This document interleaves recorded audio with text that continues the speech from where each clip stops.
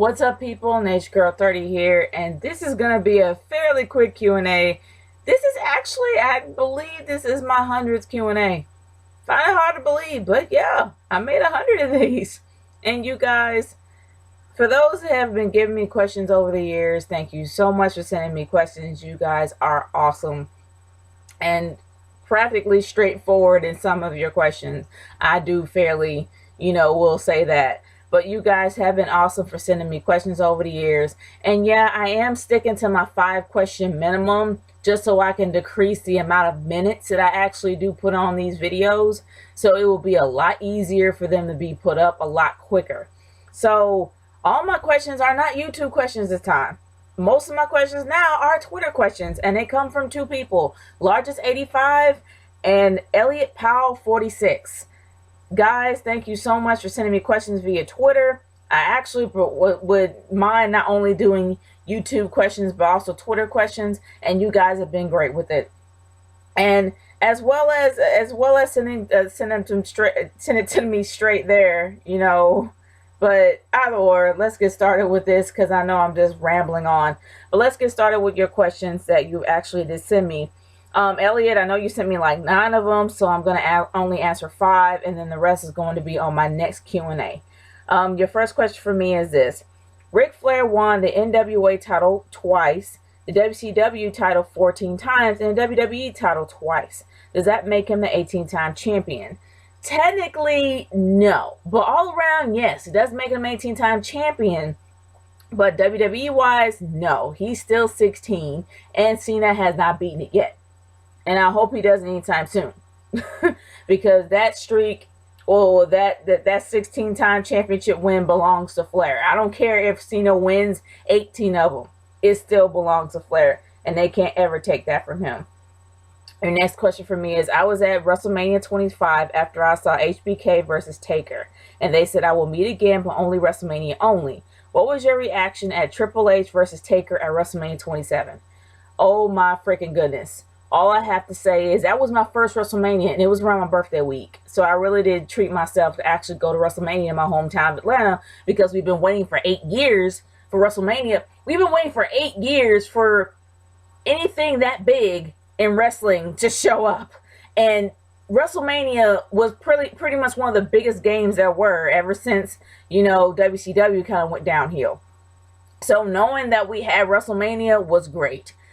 So seeing that match by far was the best streak match I've ever witnessed. Seriously, Triple H gave it his freaking all. He did everything he could to put him down, even did his own signature move. But the one thing that kind of showed me, and I don't care what anybody says, this literally was a foreshadowing, not foreshadowing, but this pretty much kind of told the future of The Undertaker. When you literally saw the man not walking out with it by his own accord, he was literally taken out by an electric gurney.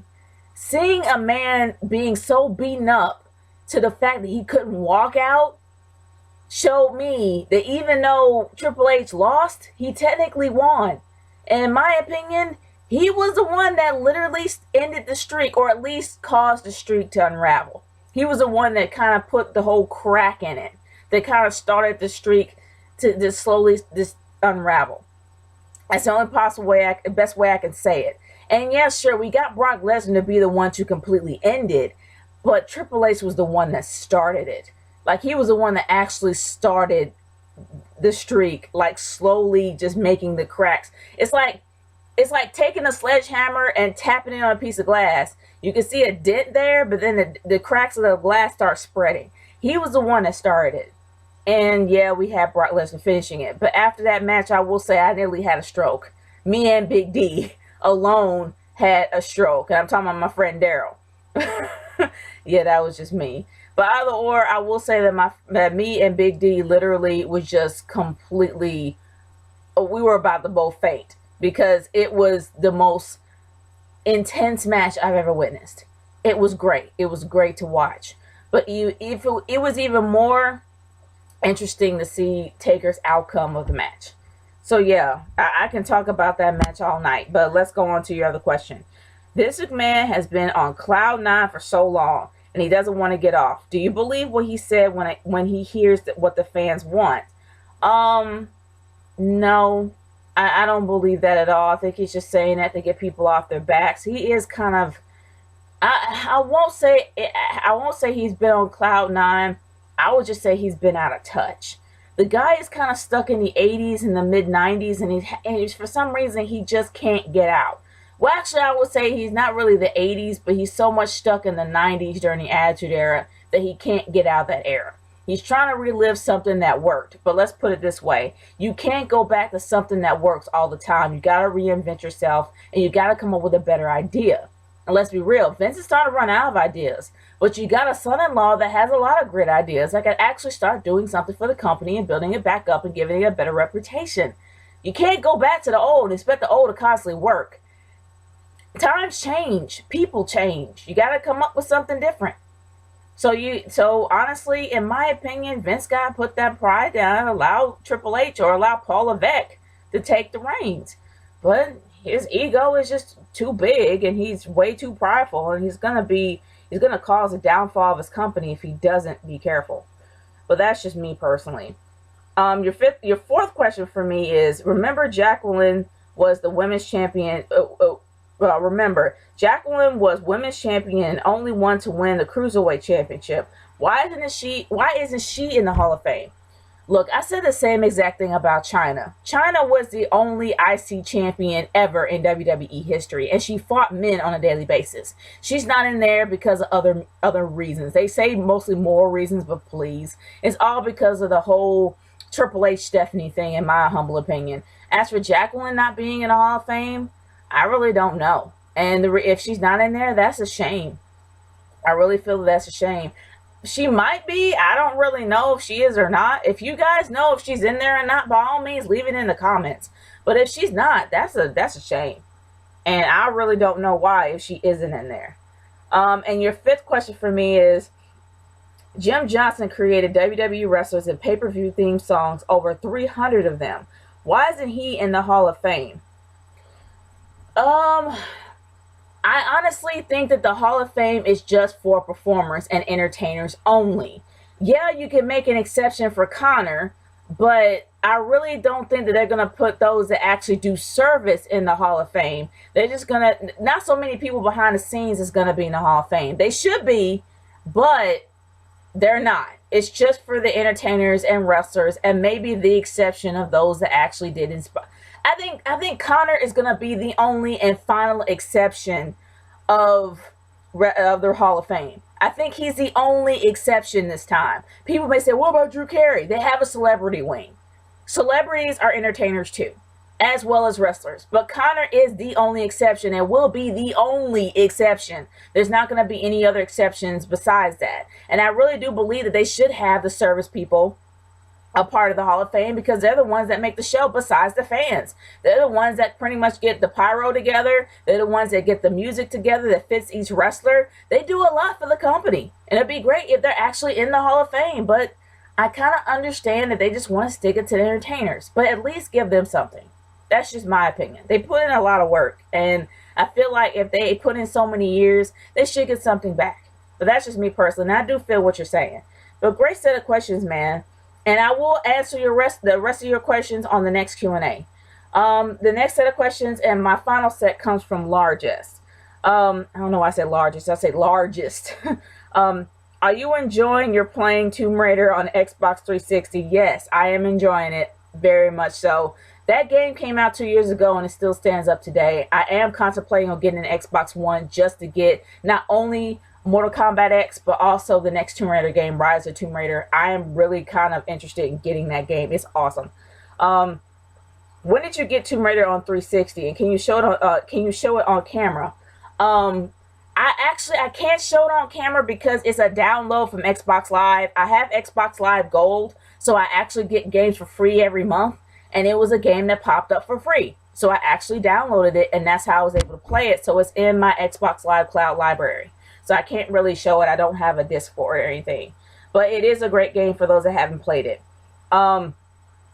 Should I get for my PS3 or I guess you're like, should I get for my PS3 or should I wait to get it when I buy my PS4.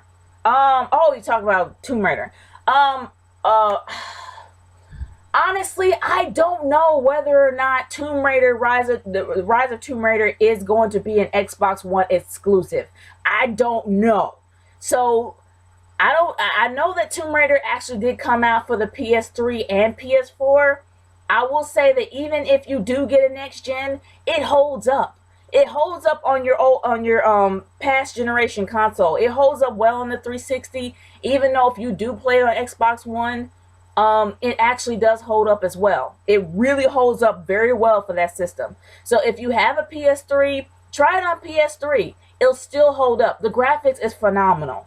I love it. Not to mention that you can actually know what's a door and what's not a door. And that was the only problem with Tomb Raider being on PlayStation, the original PlayStation. You couldn't tell what was a door and what wasn't because the polygons made it so difficult to tell what was what.